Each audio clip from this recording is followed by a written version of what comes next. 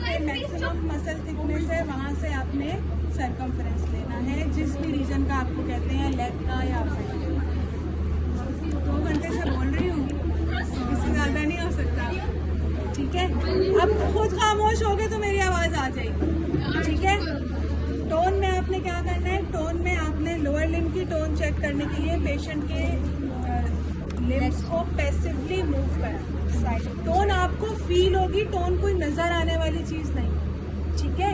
आप मूव कराओगे तो आपको पता चलेगा कि अगर टोन नॉर्मल है तो इतना इजीली नहीं मूव हो पा रहा। अगर लोअर मोटर न्यूरॉन लीजन है, मसल्स बिल्कुल फ्लैबी पड़े हुए, तो ऐसे बिल्कुल आराम से मूव होते चले जाएंगे। जैसे वेस्टेड मसल्स होते हैं, भूनों के मसल्स होते हैं, उनके मसल्स में और हमारे मसल्स में डिफरेंस है ना, उनकी टोन कम होती है, हमारी थोड़ी अच्छी टोन होती है मसल्स, ठीक है। अपर लिम्ब के लिए एक तो ये हो गया। दूसरा मैंने आपको बताया था कि आप पेशेंट का लिम्ब जो है वो होल्ड करके उसको पैसिवली मूव कराने की कोशिश करें। इस मूवमेंट पे भी आपको टोन फील होगी। अगर बिल्कुल रिलैक्स पड़ा हुआ है, टोन नहीं है, तो वो इस तरह मूव है, हाइपोटोनिया जो लोअर मोटर न्यूरॉन है।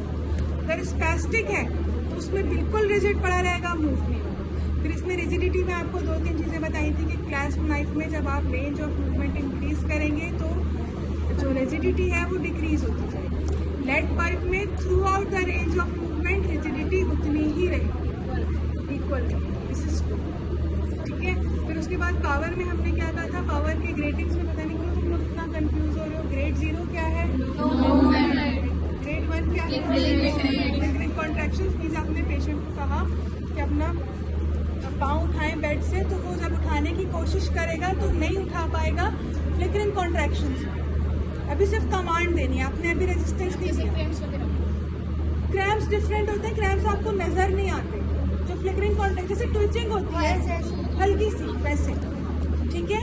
ग्रेड 0 हो गया, ग्रेड 1 हो गया। ग्रेड 2 में क्या है, जब आप पेशेंट से कहेंगे कि अपना लेग मूव करें, वो नहीं कर पाएगा, लेकिन बेड पे साइड बाय साइड मूव करें, उठा नहीं पाएगा, अगेंस्ट द ग्रेविटी नहीं कर पाएगा, साइड बाय साइड कर ले। इसके बाद जो नेक्स्ट ग्रेड है वो क्या है कि आप पेशेंट को जब कमांड देंगे कि अपना लिम्ब मूव करे बेड से, तो वो खुद अकेले से उठा पाएगा, लेकिन रेजिस्टेंस के अगेंस्ट नहीं। जैसे अगर आपने उसको कमांड दिया कि लेग उठाओ और आप रेजिस्टेंस भी दे रहे हैं, वो रेजिस्टेंस के अगेंस्ट नहीं कर पाएगा, ठीक है। नेक्स्ट में क्या होगा कि रेजिस्टेंस के अगेंस्ट भी कर ले। ग्रेड 5 क्या है, नॉर्मल कंडीशन चलता हुआ आ रहा है, ठीक है। मैम ये समझ नहीं आ रहा रेजिस्टेंस कहाँ है। रेजिस्टेंस जो मूवमेंट आप कह रहे हो वही देनी है, कॉमन सेंस है। अगर अपर लिम्ब फ्लेक्स करने को कह रहे हैं, ठीक है, तो रेजिस्टेंस कहाँ दोगे, जहाँ फ्लेक्शन हो रही है, यहाँ दो, ठीक है। अगर एक्सटेंड करने के लिए कह रहे हो तो रेजिस्टेंस कहाँ दोगे, नीचे दोगे, जहाँ एक्सटेंशन हो रही है। इसमें कौन सी रॉकेट साइंस है। प्रॉब्लम यहाँ आ गई कि मैंने ब्रैकियोरेडियलिस, बाइसेप्स और ट्राइसेप्स का नाम ले लिया बस, और अलग अलग पोजीशन दिया। अलग अलग होगा ना, फ्लेक्सर एक्सटेंसर, बस आर्म और फोरआर्म होगा कि अगर आर्म की पावर चेक करने के लिए पूरा फ्लेक्सर और एक्सटेंसर का भी अलग नहीं देते, इतना तो फुल नहीं करते। खाली पावर ऑफ अपर लिम्ब और तक तो बहुत है, पावर ऑफ अपर लिम्ब और लोअर लिम्ब पूछते हैं, तो अगर आप उसमें किसी एक मसल का भी करके दिखा दोगे, दैट इज मोर, ठीक है। आप यहाँ पर हाथ रखो और patient, command is the most important thing. आप पेशेंट से कहो कि अपना हाथ ऊपर मूव करें और आप इसको नीचे को दबा दें, दिस इज रेजिस्टेंस, ठीक है। अगर पावर नॉर्मल है, वो रेजिस्टेंस के अगेंस्ट मूव कर रहा है, इट मींस ग्रेड 4 तो है वो एटलीस्ट, ठीक है। छोड़ दो ट्राइसेप्स को, बस अपर लिम्ब और लोअर लिम्ब याद करें। नीचे से देंगे, उसमें नीचे यहाँ रेजिस्टेंस देंगे और पेशेंट से कहेंगे कि आप अपना नीचे की तरफ करो, तो यहाँ से आप उसको रोक रहे हो नीचे लाने से। जहाँ रेजिस्टेंस मीन्स रोकना, आप जहाँ उसको रोक रहे, जो मूवमेंट कह रहे हो उसको रोकने के लिए आप उसको रेजिस्टेंस दे, ठीक है। इसी तरह लोअर लिम्ब के अंदर आपको बताया था कि आप पेशेंट को कहोगे कि यहाँ हाथ रखोगे और पेशेंट से कहोगे कि जब नीचे हमने रेजिस्टेंस देना है तो पेशेंट से कहेंगे कि वो नीचे मूव करे, ठीक है। अगर हमने ऊपर रेजिस्टेंस दिया है तो पेशेंट से कहेंगे कि वो ऊपर मूव करे, simple, this is the thing. But यहाँ नी पे तो आना रेजिस्टेंस तो जब थाइस का करवा रहे हैं तो यहाँ देंगे। तुम लोग सिर्फ इतना भी याद रख लो तो ये भी बहुत, ठीक है। सिर्फ यहाँ का ही याद रख लो, लोअर लिम्ब में आप इसको नीचे को मूव करने के लिए कहोगे तो रेजिस्टेंस आप नीचे दे, इसको ऊपर करने के लिए कहोगे तो रेजिस्टेंस आप ऊपर दे। यहाँ रेजिस्टेंस देंगे तो इसको अडक्शन के लिए कहेंगे, यहाँ रेजिस्टेंस देंगे तो इसको अडक्शन के लिए कहेंगे।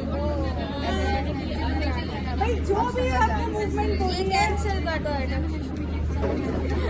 अब इसको हम नीचे से दे दे तब भी हम उसको यहाँ से करवाया दो कर देते तब भी क्या कह रहे हैं?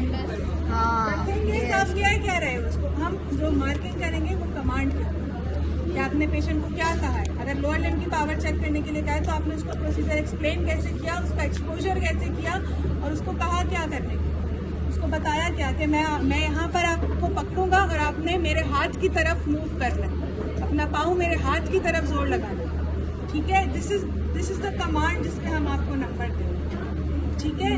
अबडक्शन के लिए इधर पावर, अगर अबडक्टर्स की पावर चेक करनी है तो उसको कहेंगे कि इस तरफ मूव करें, अबडक्टर्स की पावर चेक करनी है तो उसको कहेंगे उस तरफ मूव करें। जो भी आप मसल ग्रुप चेक कर रहे हो वहाँ रेजिस्टेंस देंगे, उसमें कोई रॉकेट साइंस नहीं है, कोई स्पेसिफिक लैंडमार्क नहीं है। समझ में आई चीजें? पावर से तुम लोग बहुत परेशान मैम नजर आ पावर रहे हो। में फोरआर्म और आर्म का अलग अलग करना है, थाई और लेग का अलग अलग करना है। ना करो, सिर्फ अपर लिम्ब और लोअर लिम्ब का देते हैं, फोरआर्म और आर्म का भी देते हैं। बस ठीक है, फिर हम उसको बोलेंगे बस ये करो। उसको तुम ये खाली ये वाला या खाली ये वाला ही करवा लोगे तो दैट इज मोर, ठीक है, क्योंकि एग्जाम में जो है वो हम उसके लिए नहीं देते पूरा करना। अपर लिम्ब और लोअर लिम्ब भी नहीं डालते। मसल्स का तो नाम लेके गलती कर दी मैंने, बस वहाँ अटक गए कि मसल्स का नाम है।